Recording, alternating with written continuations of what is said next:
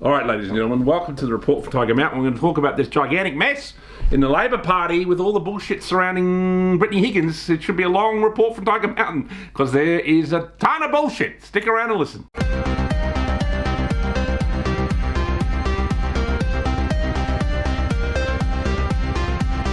All right, ladies and gentlemen, where do we begin with this Brittany Higgins bullshit? First of all, by simply saying it's bullshit. Whatever she was accusing that Lerman character of, it's nonsense. You know, it doesn't hold water. You know what I mean? It doesn't make sense.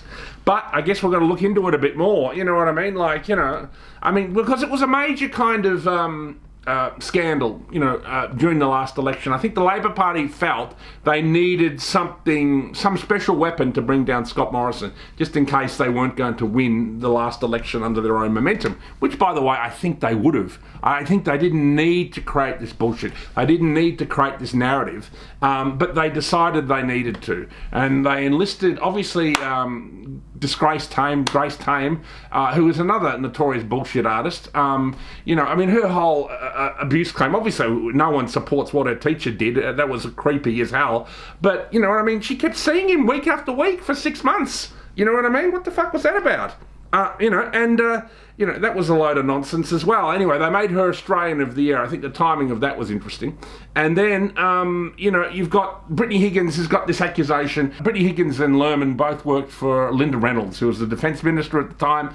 And they got drunk at some work party. And then Lerman said he's got to go pick up something from back at work. So they go back and then some kind of sexual activity took place. Now, you know, what was it? We don't know, obviously because we weren't there. But, you know, I mean, did she instantly after getting raped, did she instantly run to the police? No, she didn't. She decided, I think I'm going to sleep naked on the couch of the Defence Minister of Australia. Now, isn't that the first thing you would do after you got raped inside Parliament House? Is I think I'm a little tired. Look, I will go to the police one day, but I think first I'm going to have a sleep naked on the Defence. It sounds more like she was drunk, ladies and gentlemen, and, you know, just curled up on the couch and then got discovered the next day.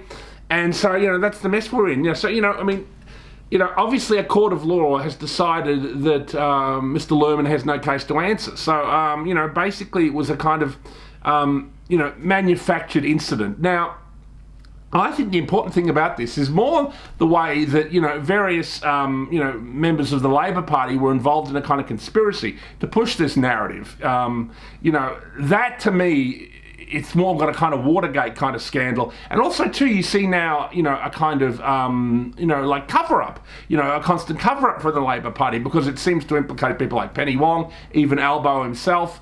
You know, and then you've got Lisa Wilkinson, you know, who's married to that hideous Peter Fitzsimmons, you know, two Labor Party stalwarts. You know, she was coaching Brittany Higgins, you know what I mean? The whole thing smells of a constructive narrative. I even think I did a report from Tiger Mountain on this, if you go back 6 months or a year to the pre-election times. You know, I talk about this, that it all smelled like it was a setup. It all smelled like I mean, you could smell it a mile off just watching the news.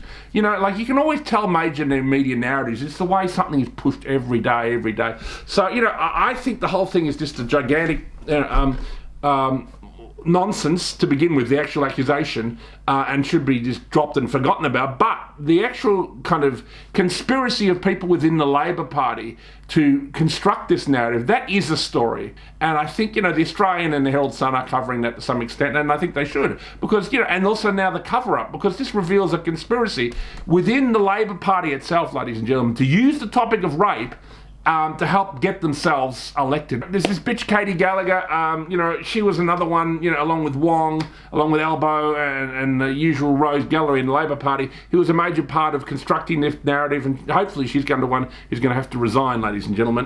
You know, she's knee-deep in this, and she seems to be the, you know, if someone's going to get thrown under the bus in a Watergate fashion, you know, because obviously they don't want it to get to Wong or Albo, so, you know, maybe they'll have to throw her under the bus, which would be good news, because she's a real bitch. This is the thing about globalists. They're quite happy to use it, you know, basically a fake rape accusation to help get themselves elected. That's the level of morality that they are at. And I think that's the real issue here. So that's the report for Tiger Mountain for this week. So think about that one.